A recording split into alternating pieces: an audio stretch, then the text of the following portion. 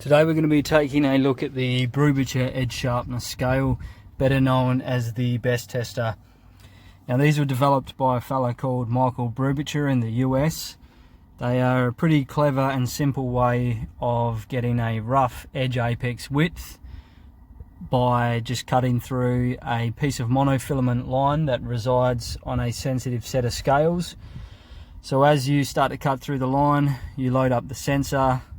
The scales will then clamp and hold that number, and you can work out a rough edge apex width off that, thanks to a few people that have done a lot of work with electron microscopes and drawing a direct correlation between grams of force required and edge apex width. Now of course it's not going to be perfect, but without having access to a $500,000 electron microscope, this is probably about as good as it gets. Now why we're talking about this is because there are two types of people that have these units. There are people that use them correctly, and there are people that use them incorrectly. Now first, I suppose we should talk a bit about the unit itself. You can see we've got that post there. That's where you'd put the tip of the knife. Then you've got the jig, the test fixture.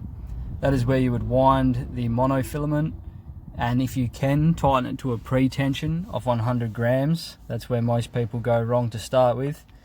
But you also have these pre-tension test clips. Now these are my favourite method of testing, but for outright cheaters like some of the viral TikToks you'll see, this is not to say that these numbers are impossible, but there is a lot of, like any sort of field, there's a lot of fake shit out there, and I think it can be discouraging to new people moving into the field. You get some of these guys that have been sharpening for years, they finally get around to testing their knives, and then they're disappointed when they see them coming up at 180 BESS, when there's people on TikTok getting 2 BESS or whatever it is. So here's a few examples of some typical BESS measurements. Now these are pretty close. I would say new high-end cutlery knives, from what I can see from my testing, they usually come in closer to anywhere from 180 for really good knives all the way up to 300. Now if you go to knifegrinders.com, unfortunately Vadim has passed away, so if you want any of this data, I suggest that you go there now and download any of the PDFs that he has on the site. Do not buy any of the products. No one's there to send them out, unfortunately, so unless PayPal works with you, you won't get that money back. But he has a lot of useful information up there, and I'm not sure how long we've got until that domain expires. So if you think you might want to do further reading on this, head over to Knife Grinders. I'll leave a link in the description. It has all sorts of useful resources.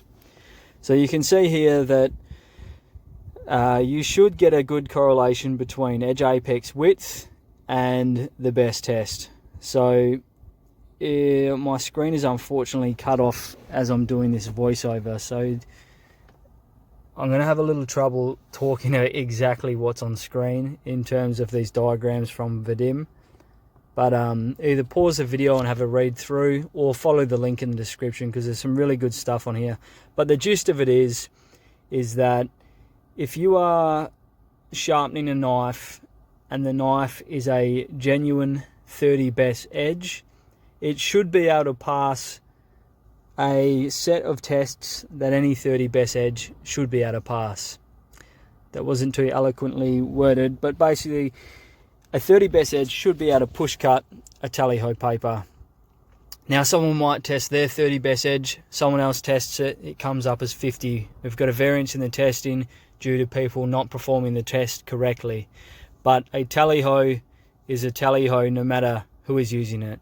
There is some technique to the cutting, but if you are sharpening your knives and they're coming off your BESS tester at 30 BESS and they can't push cut a cigarette paper, you can pretty well bet that that's not a 30 BESS edge and you are performing the test incorrectly. Don't feel bad if you are. There is a lot of people that do this. And at the end of the day, if you're only comparing your data to your data just to improve your sharpening, maybe it doesn't matter if you're performing the test incorrectly, so long as that you are only comparing your results to your prior results. So long as you consistently perform the test incorrectly, the machine will still be of some value to you. But if you want to use it for how a lot of people use it, and sort of what it was intended for, to figure out a rough edge apex width, then you have to use it correctly. So today I'm going to use this giant mouse. This is in Elmax steel. This is my Jutland. It's one of my favourite knives. This edge is a rough pocket stone edge. It's a 1x6, sorry, but it was just done on the palm of my hand. It's nothing special. It was taken to a fairly high polish for a stainless, and I've used it for several weeks. And I think I didn't even finish sharpening the tip. So by no means a record-breaking edge, but for what we want to demonstrate today, it's going to be fine. Most people, I think even most professional sharpeners, would pick the knife up and still say it is still ridiculously sharp. Now, what I've done here is I've got the wire that comes on the spool, and I've wound it just by feel. I'm trying to get as close to 100 grams of pre-tension as I can. That's usually not an easy thing to do, but I do these tests almost daily, and I quite often check my windings against pre-tension clips to make sure I'm in a ballpark. So we've got 129 grams of force just through me setting the BESS Tester up by feel alone. This is how most people do it, but unfortunately 100 grams of pre-tension is a lot lighter than you would think you should tension this. You can see how much slack is in that line as I push it down. Now what generally happens is people over tighten the line, and as they start cutting the media, you only have to make a small nick in the string and it'll pull itself apart and you will get a false reading. So here I've tightened the line to how it feels like it should be tightened. So I haven't gone ridiculously nuts over tensioning this. I reckon most people would pick this up and put it probably around here. I'm not sure how many grams of preload this is, but it doesn't feel over the top. Now already, just by slightly over tensioning that line, you can see we've gone from 129 grams to 88. So just through this small variance, we've already got a significant apparent drop in sharpness. Now what we're going to do is we're going to actually preload the line with a true 100 gram pre-tension, and we're going to compare that to the last result and the first result of me just doing it by feel. Now I see a lot of people just using the 100 gram calibration weights, and that is definitely better than nothing. If that's all you've got, do that, but you really should take the clamp into account. So this clamp weighs 25-30 grams. If I was to grab a calibration weight with a cable tie, the clamp, we're probably at we're 30 grams over. Now 30 grams on the pre-tension won't translate to 30 grams on the BESS results, but it will have an effect on the result. And as you'll see further into the video, these small things can all stack up to push your test either way of the real number, and that's not what you want. As I said, it's a simple test. It's never going to be perfect, so we want to eliminate as many variables as possible. If it's within our realm of control and it's easily enough addressed, we should try to get it perfect, because there's naturally going to be a variance. So I'm just using a few coins here just to make up 100 grams in total, including the clip and the cable tie.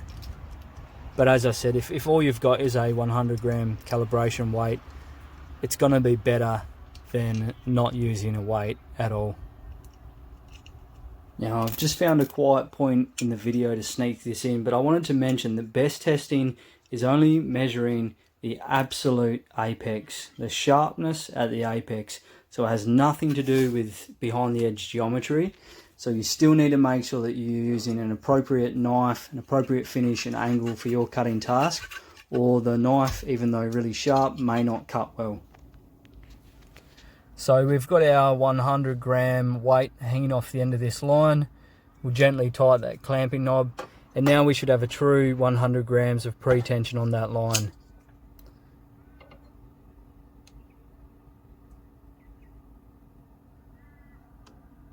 Now the initial test, doing it by feel, trying to get as close to 100 grams as possible, gave us a result of 129 BESS, or 129 grams. You can see here with a true 100 grams, we're at 121 grams. Now there's always going to be some sort of variance. We're only testing half a mil of the blade at a time. We're not testing the exact same spot on the blade every time. I'm confident in my sharpening that it's not going to vary too much along an inch of the blade. So with a pre-tension clip, which is about as accurate as you'll get, factory defects aside, we've got 120 grams.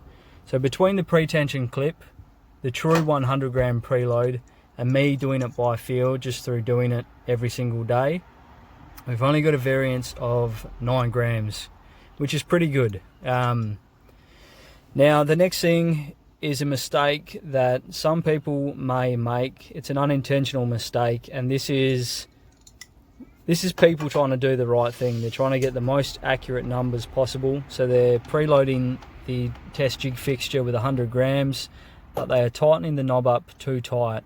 Now I'm not sure what happened to that footage, but it just skipped to me ramming the knife through at a faster speed than recommended in the user manual, and as you've seen, that resulted in a lower score too. Now this 3 grams of force that's just registered on the scales is due to me touching the surround. So that means that this jig is touching the surround. So as we cut down, some of that downward force is directed through that metal surround and not through the load sensor.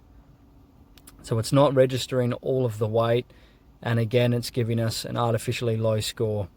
Skewing the knife left or right, having it off center or along its axis can also skew the score for better or worse. And as you can see, all of these small things, while some of them might only be making 10, 15, 20 BESS difference, they all add up and they can all stack to give you quite an incorrect score. Now we're moving into the realms, everything we've discussed so far has been mistakes that I believe people make unintentionally. Now we're going to be talking about outright cheats, and how some of these people may be creating viral videos with edges that are still reflecting light but are getting insane BESS scores.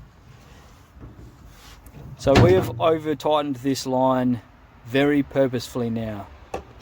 The last over tightened test was just tightening it to how the average person would probably think it should be tightened, and that still resulted in 88 BESS. Now we've given it a real reefing, and you can see this 120 odd BESS knife has dropped to 77. Now this knife, if someone had tested this and sent it out as a 77 BESS knife, the customer would get it and they would very quickly see that it's not capable of passing tasks that a 77 BESS knife should be able to. Now test clips are a lot harder to fake, so I generally, when I see someone getting amazing scores with test clips, I tend to trust the results, although if there is just a filthy cheater out there, these are a few things they could be doing. They work on the same premise, they're just over tightening that line. So bending the clip is going to increase the distance between the two posts and over tension that line. That's knocked about 15 BESS off the results. This is something I worry about when I get a bag of pre-tension clips in the mail. Sometimes I wonder if they've been jostled around or bent or anything like that. Now, I'm just having a bit of fun here. Hopefully there's not too many people out there doing this sort of thing, you know, bending their clips, putting clips in the freezer. But I have seen a few sneaky videos, so things like this do go on. Now these clips have just been in the freezer for 20 minutes. They're not frozen, but it will make that line a little stiffer. It'll make it not deflect as easy, and it'll lower the score a little bit. You can see here we've got nearly 10 BESS off. Not a massive difference, but again, freezing it and then ramming the knife through too quick could possibly drop that under 100 BESS. Now we're going to get to the final thing. I've not actually heard of anyone doing this, but this does seem to be the most effective way of cheating with a pre-tension clip and making it look believable on video. So I was just thinking of ways that you could make the plastic more brittle. And one thing that I do when I'm printing 3D printed parts is you can harden them, and you can do all sorts of clever things through heat and quenching. So this is just heating up the line with a lighter, trying not to melt through it, and then dunking it in a glass of cold water. That makes that otherwise soft line very hard, very brittle. Now this is by far the most dramatic method of cheating, and again I want to reiterate, I do hope there's not many people out there doing this sort of thing. This was meant to be more a video on how to get more accurate results from your unit to further improve your sharpening. This is not a video on how to cheat, and this is not a video accusing everyone of cheating. This is just I want to restore a little bit of faith in the BESS Tester and the people that are discouraged when they get their otherwise sharp feeling knives tested and they come back at 180 grams. You don't want to get too caught up in these high scores. Look at this, we've got a 13 gram edge through that little sneaky trick. Now I want to make it clear that I made this video with the hope that people will push for more accurate scores with their own BESS testing. They will also take it into account when they see that their knives might be testing at 150 BESS, but some kid on TikTok or whatever is getting a 3 BESS edge. I've seen a lot of competent sharpeners get really discouraged either with their sharpening or the unit itself when they see surprisingly low scores when they test their own knives. This is just to show you that you shouldn't get caught up in the world of chasing numbers, high scores, and unless you know exactly how the tests are being conducted, you definitely should not get caught up with other people's numbers. Like I said, if you consistently test incorrectly, as long as you keep that up, you will still generate data that will be able to help you further your sharpening. But it will be useless for comparing your edges against anyone else's or for working out edge apex widths. So I think most people would agree that these are not good for playing the universal high score game on the internet. But what these units are really good for is for milking that absolute last little bit out of your sharpening methods and techniques. So when you get a knife to hair whittling sharp, it's hard to tell if subtle variances in your method or technique are impacting the edge in a positive or negative way. And what I mean by that is you sharpen an edge to hair whittling, you try something slightly different next time, and the knife is still hair whittling sharp. There's not a whole lot you can do after whittling hairs that's going to tell you whether or not the knife is sharper. And that's where the unit really comes into its own. So now instead of just hair whittling, you can find out I'm getting a 30 BESS edge. The next time you might bump your honing angle up 0.1 of a degree and you notice you're getting a 35 BESS edge, so you've had a small drop in sharpness. So just to clarify, if you want to use this unit for comparing your edges to other people's edges, it's best that you be in the same room with the same person operating the unit.